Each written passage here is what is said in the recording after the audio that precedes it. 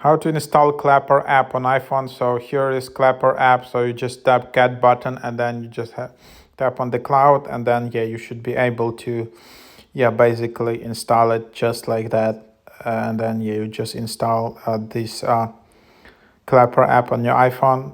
It's kind of alternative to TikTok. You just see like vertical videos and memes on this app. Free to use, no ads, no BS, just real lives.